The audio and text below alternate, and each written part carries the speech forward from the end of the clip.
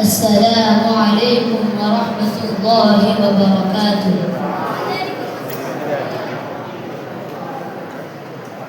الحمد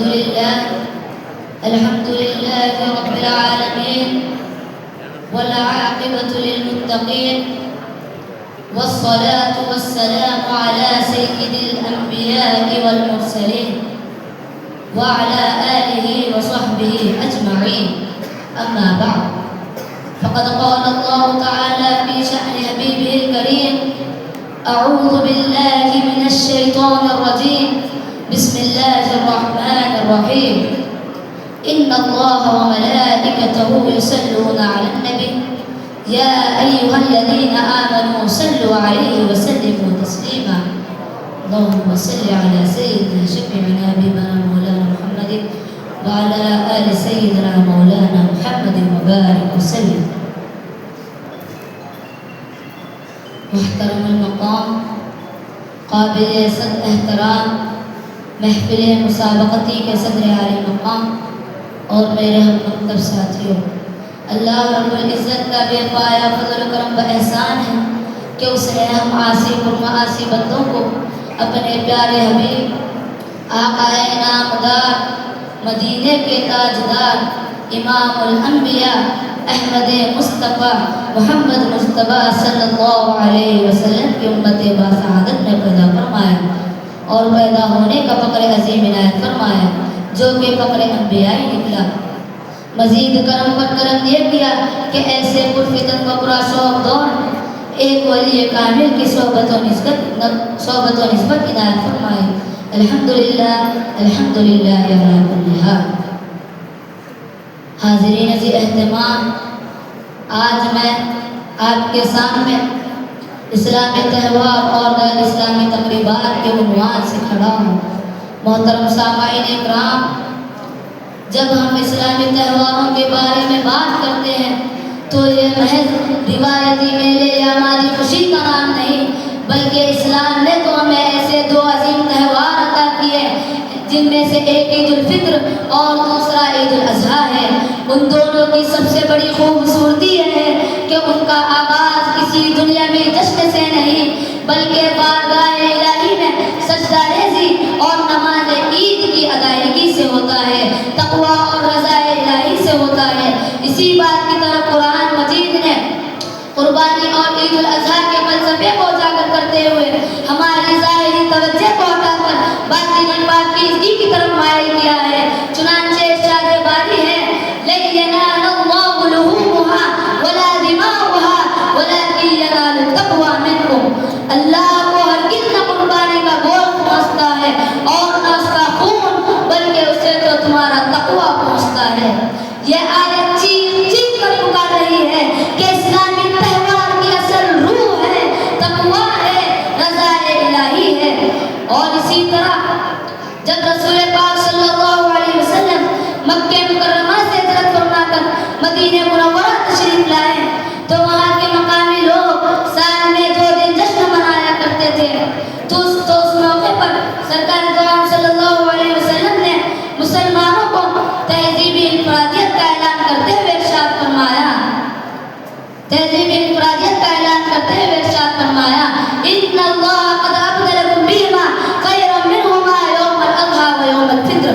یقیناً اللہ نے تمہیں ان 2 دنوں کے بدلے ان سے بہتر 2 دن عطا فرما دیے ہیں، ایک عید الفطر اور دوسرا عید الاضحیٰ ہے۔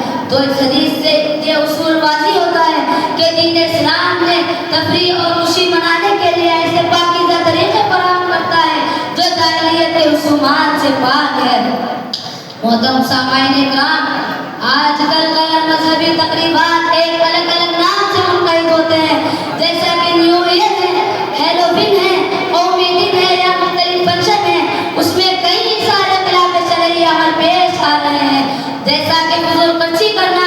آج کل الگ الگ نام سے پارٹیز منعقد ہو رہے ہیں، ان میں لاکھوں کروڑوں محض دکھاوے کی بنیاد پر خرچ ہوتے ہیں، جبکہ قرآن نے اس سے سخت منع فرمایا ہے۔ ارشاد باری ہے: ان المبذرین کانوا اخوان الشیاطین۔ بے شک فضول خرچی کرنے والا شیطان کا بھائی ہے۔ اور ایسے مسلمانوں کو دیکھ کر اکبر الہ آباد کا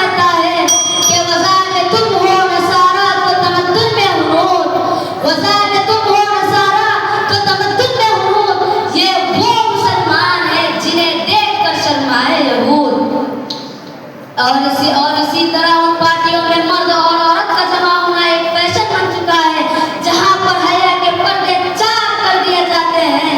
اسی بات کو ہمارے آقا کریم صلی اللہ علیہ وسلم نے منع فرمایا ہے. صحیح بخاری کی حدیث ہے لَيَكُونَنَّ مِنْ أُمَّتِي أَقْوَامٌ يَسْتَحِلُّونَ الْحِرَّ وَالْحَرِيرَ وَالْخَمْرَ وَالْمَعَازِفَ. یقیناً میری امت میں ضرور ایسے لوگ پیدا ہوں گے جو زنا، ریشم، شراب اور بازوں کو حلال ٹھہرا لیں گے. محترم سامعین اکرام، آج کل غیر مذہبی تہواروں میں نوجوان نسلوں میں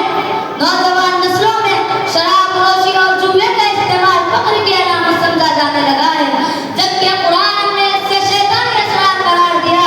ارشاد باری ہے یا ایھا الذین آمنوا انما الخمر والمیسر والانصاب والازلام رجس من عمل الشیطان فاجتنبوہ لعلکم تفلحون. اے ایمان والو، بات یہی ہے کہ شراب اور جوا، نصب کیے گئے بت اور عصمت معلوم کرنے کے تیر، یہ سب ناپاک شیطانی کام ہے. بس تم اس سے بچو تاکہ فلاح پا جاؤ.